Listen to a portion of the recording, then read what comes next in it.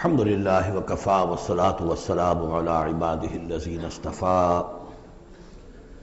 اما بعد فقد قال اللہ تبارک وتعالی کما ورد فی سورۃ محمد صلی اللہ علیہ وسلم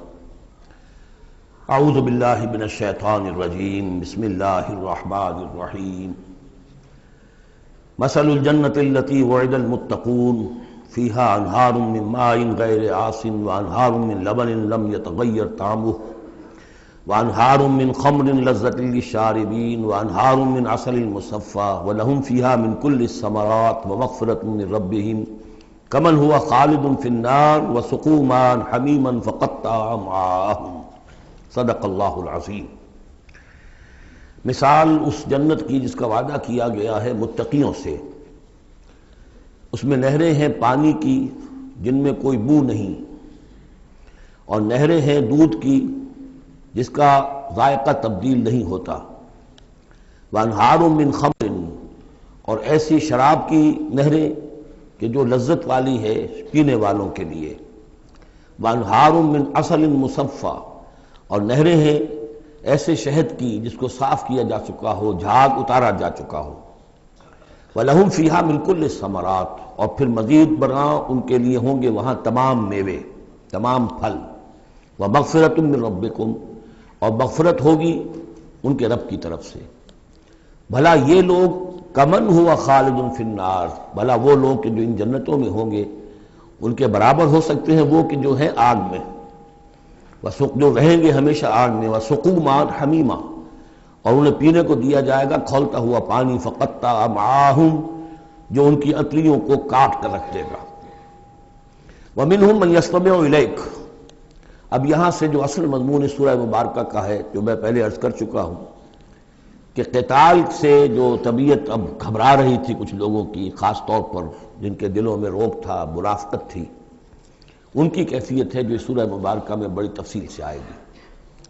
وَمِنْهُمْ مَنْ يَسْتَمِعُ إِلَيْكَ، ان میں سے کچھ لوگ ایسے بھی ہیں جو اے نبی آپ کی بات بڑی توجہ سے سنتے ہیں، حَتَّى إِذَا خَرَجُوا مِنْ عِنْدِكَ، یہاں تک کہ جب وہ آپ کے پاس سے نکل کر باہر جاتے ہیں، قَالُوا لِلَّذِينَ أُوتُوا الْعِلْمَ مَاذَا قَالَ آنِفًا، تو وہ کہتے ہیں ان کو کہ جنہیں علم دیا گیا،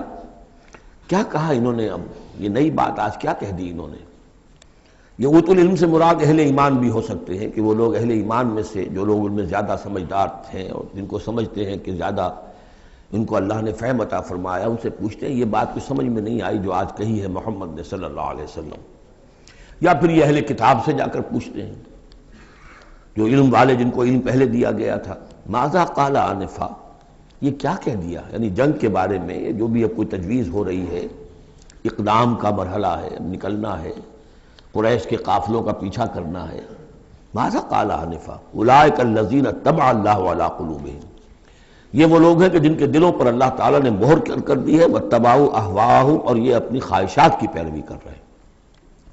یعنی یہ ہچکچاہٹ جن کے اندر پیدا ہو گئی ہے، در حقیقت یہ نشانی ہے اس بات کی کہ ان کے دلوں میں منافقت پیدا ہو چکی ہے۔ والذین اہتدوا زادہم ھدی، اور جو ہدایت پر ہے اللہ تعالیٰ نے ان کی ہدایت میں اضافہ کیا ہے، اس نئے مرحلے کے آنے سے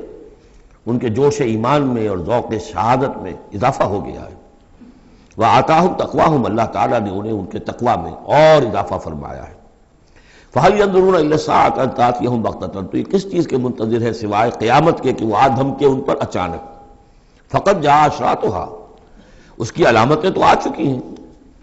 یعنی قیامت کی سب سے بڑی علامت جو ہے وہ در حقیقت حضور صلی اللہ علیہ وسلم کی بعثت ہے، کیونکہ آپ آخری رسول ہیں، اور آپ نے فرمایا بھی ہے کہ بعثت انا والساعۃ کہاتین، دونوں انگلیوں کو آپ نے جوڑا، میں اور قیامت اس طریقے سے جڑے ہوئے، اب میرے بعد کوئی اور نبی نہیں، انا آخر المرسلین وانتم آخر الامم، میں آخری رسول ہوں، تم آخری امت ہو، تو اب آپ کی بات تو قیامت ہی آنی ہے۔ فَأَنَّىٰ لَهُمْ إِذَا جَاءَتْهُمْ ذِكْرَاهُمْ، تو جب وہ آ جائے گی ان پر، دھمک آ جائے گی، آ دھمکے گی، تو پھر اس وقت ان کا یاد کرنا یا نصیحت اخذ کرنا یا سبق حاصل کرنا ان کے کس کام کا ہوگا۔ فَاعْلَمْ أَنَّهُ لَا إِلَٰهَ إِلَّا اللَّهُ وَاسْتَغْفِرْ لِذَنبِكَ، بس جان لو کہ اللہ کے سوا کوئی معبود نہیں، اور اپنی خطاؤں کے لیے اللہ سے استغفار کرو۔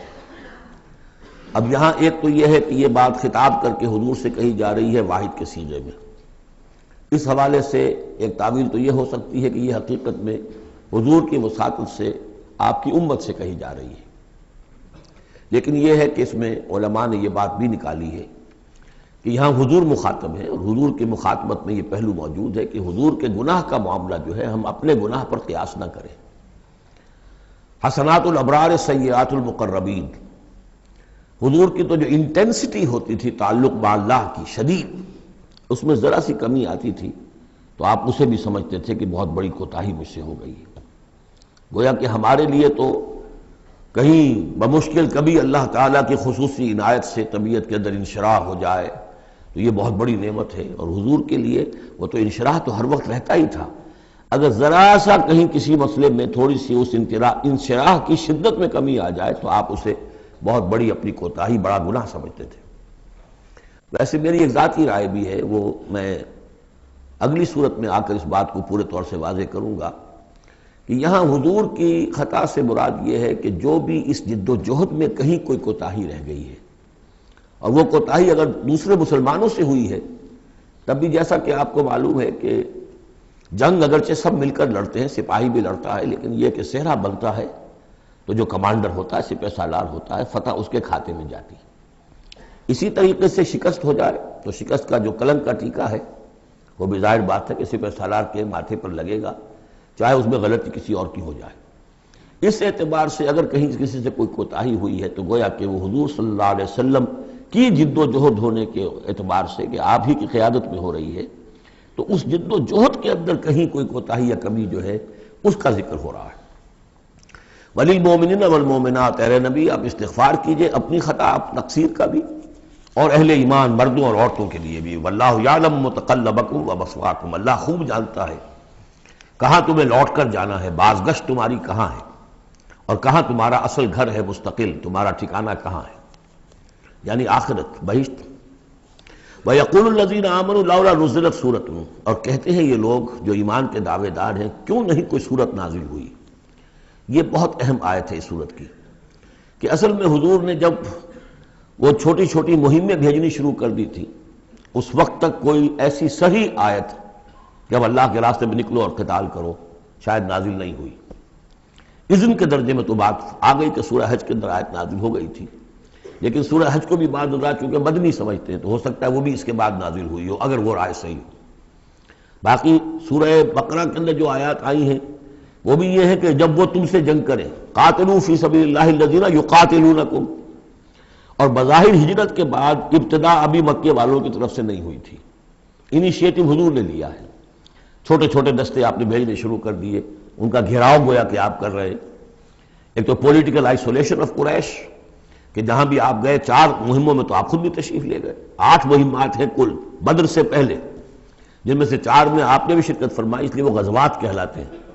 عام ہمارا خیال ہے کہ پہلا غزوہ جو ہے غزوہ بدر ہے، اس سے پہلے 8 ہیں مہمات، جن میں سے 4 سرایا ہیں جن میں حضور تشریف نہیں لے گئے، مسلمانوں کو آپ نے بھیجا، اور 4 غزوات ہیں۔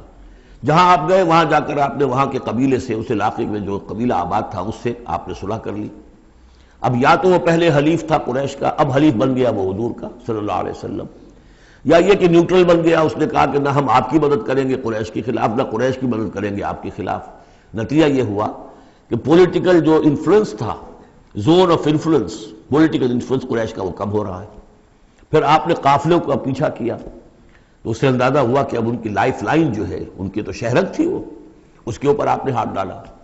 یہ چیزیں چونکہ آپ کی طرف سے ہوئی ہیں، اس وقت تک مکے والوں کی طرف سے جو بھی کچھ انہوں نے کیا، مکے میں ستایا، مارا پیٹا، وہ تھے اپنی جگہ۔ ہجرت کے بعد ان کی طرف سے کوئی اقدام نہیں ہوا۔ اس پر یہ لوگ جو تھے، جو ذرا اس جنگ وغیرہ سے اور اس معاملے سے اپرا رہے تھے، تو ان کو ایک دلیل ملی ہوئی تھی، وہ کہتے تھے لولا نزلت سورۃ، کیوں نہیں کوئی سورت نازل ہو جاتی۔ یہ تو محمد صلی اللہ علیہ وسلم نے خود ہی اپنا ایک سلسلہ شروع کر دیا ہے اپنی ذاتی رائے سے۔ ان کا خیال ہوگا جیسے کوئی مہم جو انسان ہوتا ہے، تو شاید اسی طریقے سے اب یہ جو ہے مہم جو انسان بن گئے۔ لولا نزلت سورۃ فاذا انزلت سورۃ محکمۃ، پھر جب ایک محکم سورت نازل کر دی گئی، وذکر فیہا القتال، اور اس میں قتال کا حکم آ گیا۔ رأیت الذین فی قلوبہم مرض، تو اب تم دیکھو گے ان لوگوں کو کہ جن کے دلوں میں روگ ہے، ینظرون الیک نظر المغشی علیہ من الموت، اب آپ کی طرف ایسے دیکھیں گے جیسے وہ شخص دیکھتا ہے جس پر موت کی غشی طاری ہو رہی ہوتی ہے۔ دلیل ان کی ختم ہو گئی۔ اب وہ کہتے تھے کہ آیت اترے، کو قرآن نازل ہو جس سے معلوم ہو کہ اب قتال ہے، یہ اللہ کا حکم ہے۔ اسی لیے اسی آیت میں جو لفظ قتال آیا ہے، اسی کے حوالے سے اس سورت کا نام سورہ قتال بھی ہے۔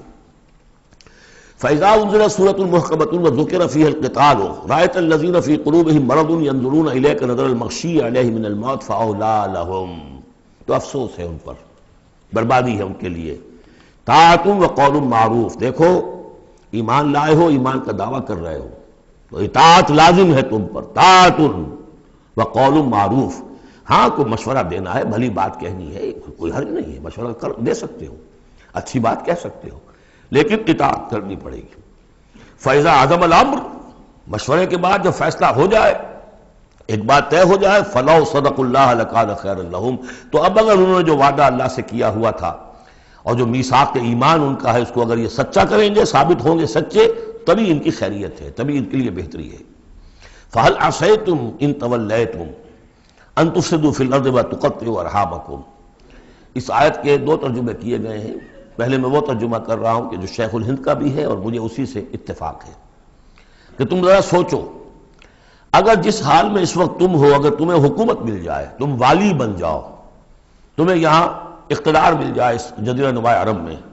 تو تمہاری ابھی چونکہ پوری تربیت نہیں ہوئی ہے، خاص طور پر ظاہر بات ہے کہ جو انصار مدینہ تھے، ابھی ایمان لائے تھے، ان کی تربیت تو نہیں ہوئی، ان میں ایک بڑی تعداد ایسے لوگوں کی بھی شامل تھی، آپ کو معلوم ہے کہ جو منافق تھے، آخر غزوہ احد میں 1/3 نفری جو ہے وہ نکل کر چلی گئی تھی، تو معلوم ہوا کہ اس میں اتنی بڑی تعداد میں منافق بھی تھے۔ اگر اس حال میں تمہیں کہیں حکومت مل جائے تو تم کیا کرو گے؟ تفسدوا فی الارض، زمین میں فساد مچاؤ گے، وتقطعوا ارحامکم، اور اپنے رحمی رشتے کاٹو گے۔ یہ بات سمجھنی چاہیے ان جماعتوں کو بھی کہ جو چاہے اپنے دارشت میں دین کے لیے اقتدار حاصل کرنا چاہتی ہیں، کہ ہم دین کو قائم کرنے کے لیے چاہتے ہیں کہ ہمارا غلبہ ہو، لیکن یہ کہ اگر وہ اپنے کارکنوں کی تربیت پر زور نہیں دیں گے، ان میں خلوص اور اخلاص اور للہیت، خالص اللہ کے لیے جو کرنا ہے اللہ کے لیے اور دین کے احکام کے مطابق، اگر ان جماعتوں کے کارکن جو ہیں وہ اس کی پوری تربیت یافتہ نہیں ہوں گے، تو ہو سکتا ہے کہ بجائے اگر انہیں کہیں اختیار مل جائے تو بجائے کہ اصلاح کے اور فساد ہو جائے۔ اور پہلا فساد تو اس اعتبار سے کہ بہرحال وہ لوگ فاسق اور فاجر تھے، انہوں نے جو فساد مچایا سو مچایا، لیکن اگر دین کے نام پر کہیں فساد مچ جائے تو پھر دین بدنام ہو جائے گا۔ یہ ہے مضمون کہ جو یہاں اس آیت میں آیا ہے کہ ابھی تمہیں امتحانوں میں سے گزرنا پڑے گا، بھٹیوں میں سے نکلو گے تب تم ذرے خالص بنو گے اور کندن بنو گے۔ ایک ترجمہ یہ کیا گیا ہے ان تولیتم، مطلب اگر تم منہ موڑ لو گے، قتال نہیں کرو گے، تو اس کا نتیجہ یہ نکلے گا کہ زمین میں فساد ہوگا اور تم اپنے رحمی رشتے قطع کرو گے۔ لیکن میرے نزدیک پہلا مضمون، یہ ترجمہ میں آپ کو پڑھ کر سنا رہا ہوں، شیخ الہند کا ہے۔ پھر تم سے یہ بھی توقع ہے کہ اگر تم کو حکومت مل جائے تو خرابی ڈالو ملک میں اور قطع کرو اپنی قرابتیں، مجھے اسی سے اتفاق ہے۔ اولئک الذین لعنہم اللہ فاصمہم واعمی ابصارہم، یہ وہ لوگ ہیں کہ جن پر اللہ تعالیٰ نے لعنت کی ہے اور انہیں بہرا بھی کر دیا ہے اور ان کی نگاہوں کو اندھا کر دیا ہے۔ افلا یتدبرون القرآن ام علی قلوب اقفالها، کیا یہ قرآن پر تدبر نہیں کرتے؟ قرآن پر تدبر کریں، اس کے بین السطور بھی تو پڑھیں۔ غلبہ دین کی جد و جہد میں یہ سارے مراحل آنے والے ہیں، یہ تو ان سے پہلے کہہ دیا گیا تھا، سورہ عنکبوت میں آ چکا تھا۔ احسب الناس ان یترکوا ان یقولوا آمنا وهم لا یفتنون، کیا لوگوں نے یہ سمجھا تھا کہ صرف یہ کہنے سے کہ ہم ایمان لائے انہیں چھوڑ دیا جائے گا اور بخش دیا جائے گا اور انہیں آزمایا نہیں جائے گا؟ وَلَقَدْ فَتَنَّا الَّذِينَ مِن قَبْلِهِمْ فَلَيَعْلَمَنَّ اللَّهُ الَّذِينَ صَدَقُوا وَلَيَعْلَمَنَّ الْكَاذِبِينَ، ہم نے تو ہمیشہ جو بھی ان سے پہلے تھے ان کو بھی آزمایا ہے، اور اللہ تو صاف کھول دے گا، واضح کر دے گا کہ کون حقیقت میں سچے مومن ہیں اور کون جھوٹ موٹ کے مومن بنے ہوئے ہیں۔ اور اسی صورت میں آگے بھی آ گیا فَلَيَعْلَمَنَّ اللَّهُ الَّذِينَ آمَنُوا وَلَيَعْلَمَنَّ الْمُنَافِقِينَ، اللہ تو بالکل دودھ کا دودھ پانی کا پانی جدا کر دے گا کہ اللہ تعالیٰ کھول دے گا کہ کون واقعی مومن اور کون منافق ہے۔ تو کیا یہ لوگ قرآن پر تدبر نہیں کرتے یا ان کے دلوں پر قفل پڑ چکے ہیں؟